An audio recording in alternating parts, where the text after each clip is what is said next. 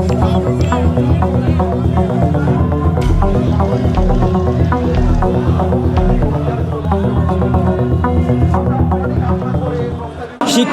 সরকারি বেসরকারি বৈষম্য দূরীকরণ, ঈদের পূর্বেই আসন্ন ঈদুল আজহার পূর্বেই তাদের পূর্ণাঙ্গ উৎসব ভাতা, বাড়ি ভাড়া এবং অন্যান্য আনুষঙ্গিক যৌক্তিক সুযোগ সুবিধার দাবিতে বেসরকারি শিক্ষক কর্মচারীরা কিন্তু লাগাতার কয়েকদিন থেকেই প্রেস ক্লাবে ধর্মঘট পালন করছিলেন।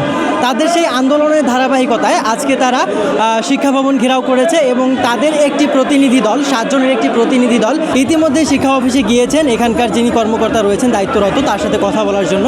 এবং ওনারা বের হয়ে আসলে আমরা জানতে পারবো যে আসলে শিক্ষকদের সাথে শিক্ষকদের যে দাবি দাবা নিয়ে তারা যে আজকে শিক্ষা অফিস ঘেরাও করেছে সে সম্পর্কে আসলে এখানকার দায়িত্বরত কর্মকর্তা আসলে কি বলছেন তারা আসলে আমরা সেটি জানাতে পারবো। প্রেস ক্লাবে শিক্ষকদের এই লাগাতার অবস্থান কর্মসূচি কিন্তু বিগত কয়েকদিন থেকে চলছিল। তারা রোদ বৃষ্টি ঝড় উপেক্ষা করে কিন্তু তাদের যে দাবি দাবা আদায়ের লক্ষ্যে তারা দেশের বিভিন্ন জেলা থেকে জেলা উপজেলা থেকে এসে তারা কিন্তু প্রেস ক্লাবে অবস্থান গ্রহণ করে তাদের আন্দোলন চালিয়ে যাচ্ছিল। তাদের যে দাবি তার মধ্যে একটি হচ্ছে যে সময় মতো বেতন না পাওয়া। আজকে 18 তারিখ কিন্তু তারা গত মাসের বেতন এখনও পায়নি, সেজন্য কিন্তু তারা খুবই ক্ষুব্ধ হয়ে আছে। এজন্যই কিন্তু তারা আসলে শিক্ষা অফিস ঘেরাওয়ের মতো পদক্ষেপ তারা নিয়েছে। আমাদের পবিত্র ঈদুল আজহা সামনে, এখনও আমাদের বোনাসের সিদ্ধান্ত আমরা জানতে পারিনি।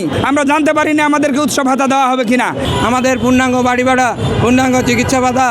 ওখানে যাওয়ার পরে আমাদের কাউসার আহমেদ স্যার শক্তভাবে জানিয়ে চেয়েছে কেন 18 তারিখে আমাদের বেতন ভাতা এখন পর্যন্ত পরিশোধ করা হয়নি।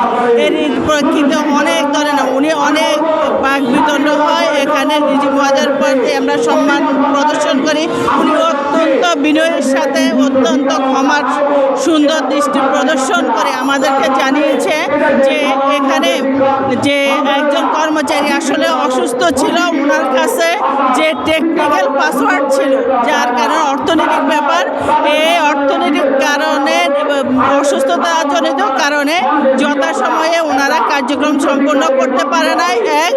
দ্বিতীয় হলো আমাদের এই ইএফটি ব্যবস্থা চালু হয়েছে মাত্র 2-3 মাস, কিন্তু এখানে কিছু শিক্ষক কর্মচারীর ব্যাংকিং বন্ধ ছিল, ভুল ছিল। যেমন ব্যাংকের সাথে এনআইডির সাথে মিল ছিল না, আবার আমার এনআইডি মেল ছিল, আবার জন্ম তারিখে ভুল ছিল। এই নানাবিধ কারণে অনেকে বেতন ভাতা পেতে লেট হয়েছে। আপনাদেরকে আগামী দিনের মধ্যে আপনারা বেতন শিক্ষক কর্মচারীরা বেতন পাবেন। আর হলো অন্যান্য বিষয়ে আমরা হাউস লাইফ মেডিকেল এবং অন্যান্য প্রসঙ্গে বলতে গিয়েছি, তখন উনি আমাদেরকে বলেছেন আসলে এই সেক্টরটা আমাদের কাছে না, আমাদের হাতে নাই। আমরা বেতন সংক্রান্ত বিষয়টি আপনারা যার বরাদ্দ আসে তাই দেখতে পারি, এটা শিক্ষা মন্ত্রণালয়ের ব্যাপার।